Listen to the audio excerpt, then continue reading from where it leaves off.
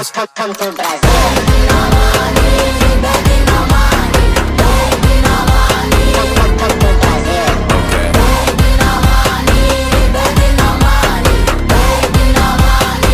Come to Brazil. Come to Brazil.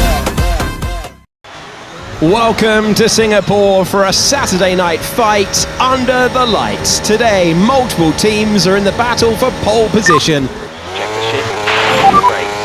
Okay, radio check. Radio check. Radio check. Is there a leakage? A leakage of what? I have the seat full of water. Like full of water. Must be the water. Let's add that to the weather freezer.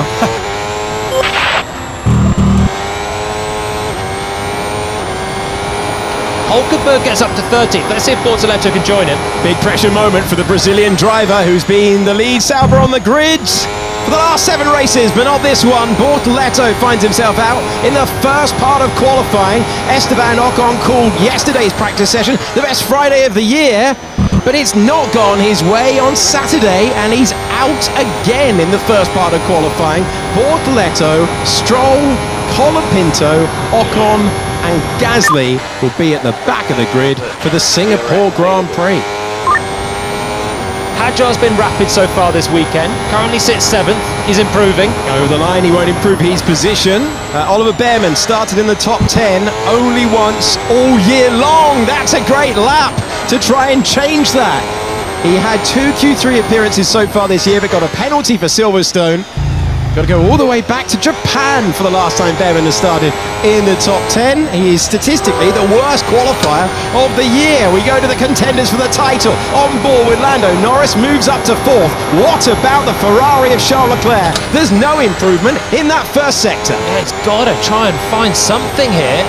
Hamilton's still looking good. He stayed in the pits and is going to be through into Q3. So Leclerc, who has been a street circuit master for his career, is fighting for a place just in the top 10 as he comes through over the bridge, down the gears, slowing the speed for the tight left-hander, and he'll head up towards where he just hit the wall on the last attempt.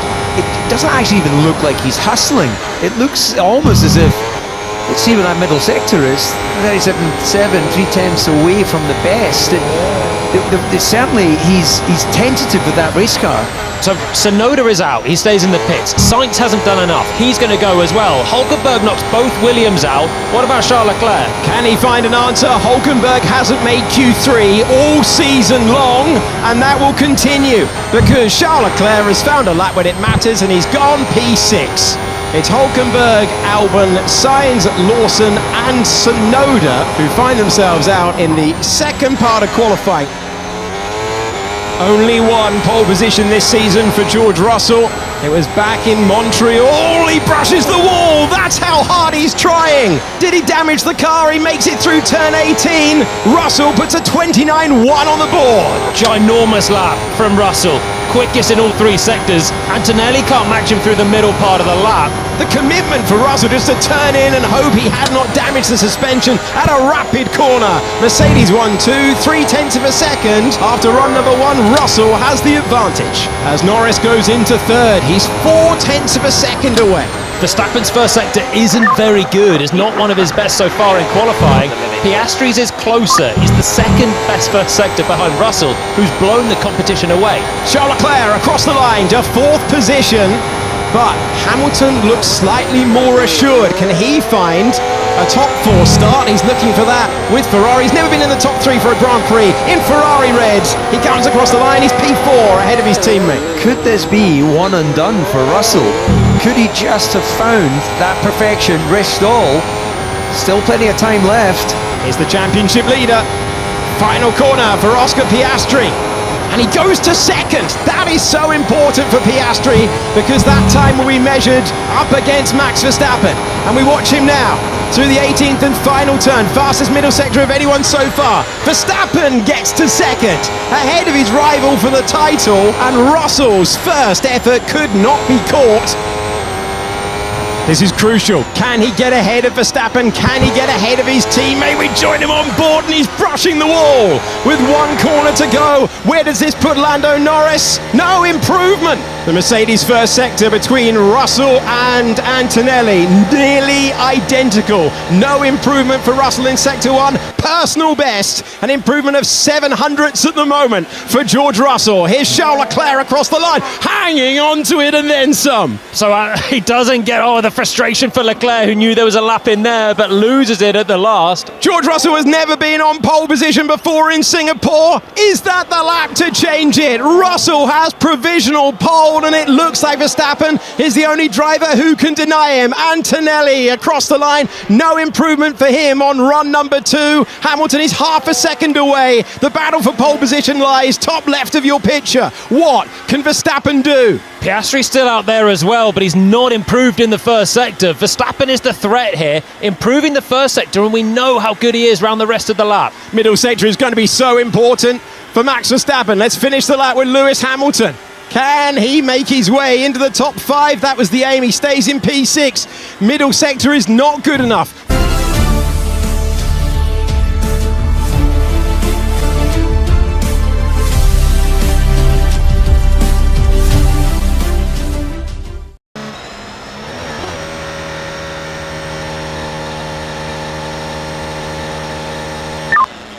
Focus on gentle weaving, don't overdo it. You've got through time, make sure to let the fun pass through.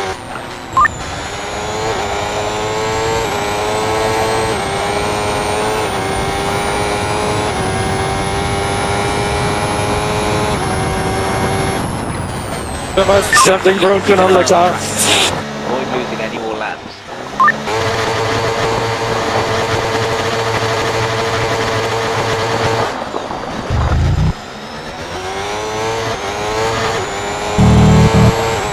Oliver Behrman reporting another issue in what is turning into a really testing weekend. The field is so condensed, so even though Lawson's well down on the positions, he's only 1 second off the top time. He's 18th. It is so close, and he's finding little bits in wide. That's going to cost him. Yeah, he got it too much into the left, the high-speed section, and that just then, it was inevitable. And, well, he'll get to start another lap, but this lap is definitely not going to be a big improvement. I don't know if he will start another lap, because he's going to be deploying battery all the time on this one. He's wide again. Wide and off, and Liam Lawson finds the grass. He was in touching distance, but it all fell apart at turn 9. By the time that he got to the exit curve of turn 10, the chance had gone, and Lawson will fall at the first hurdle.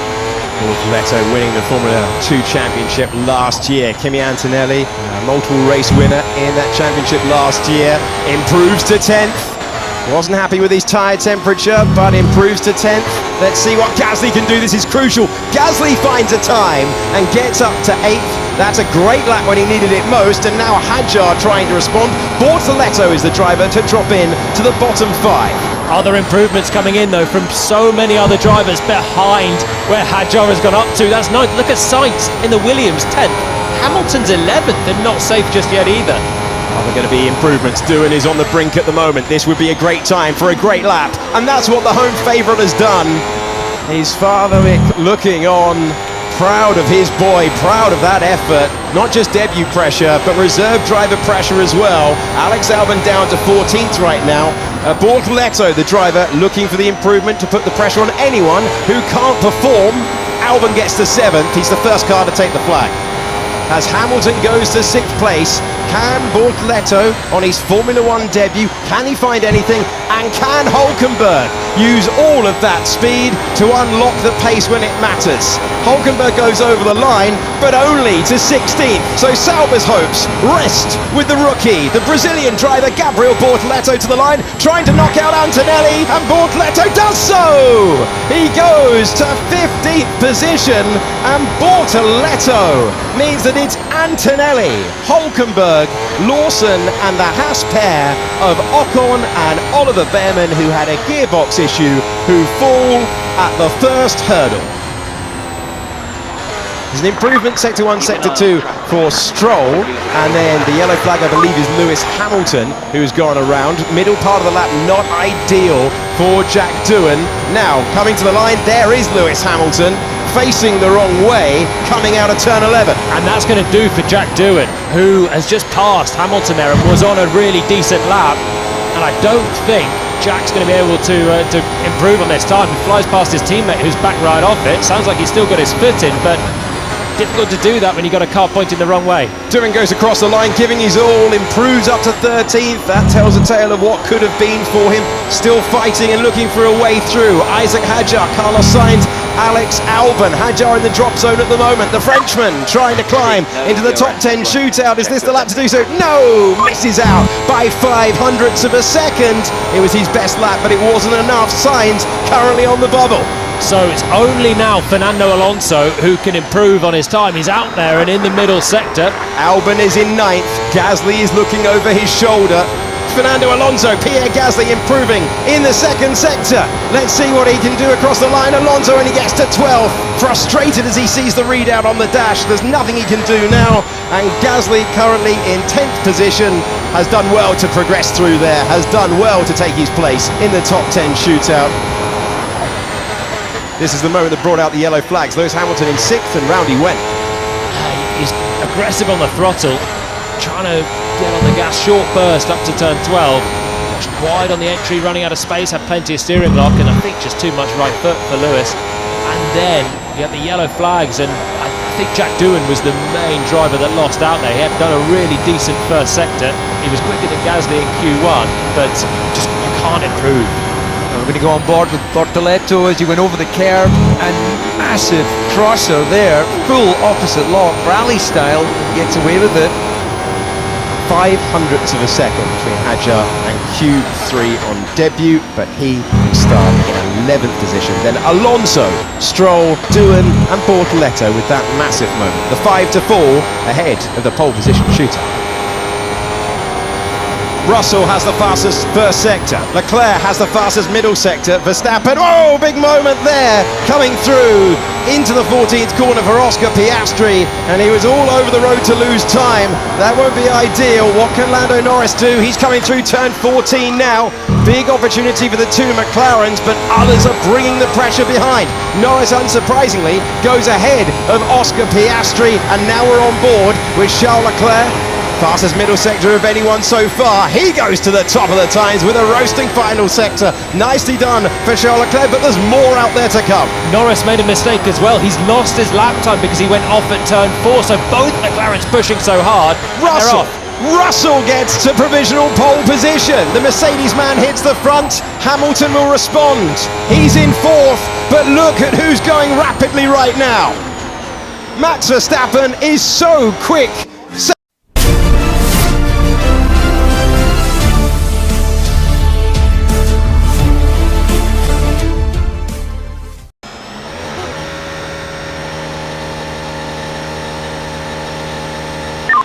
Okay, it's all good.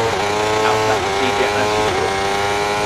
Fast the cars are coming, please let them by.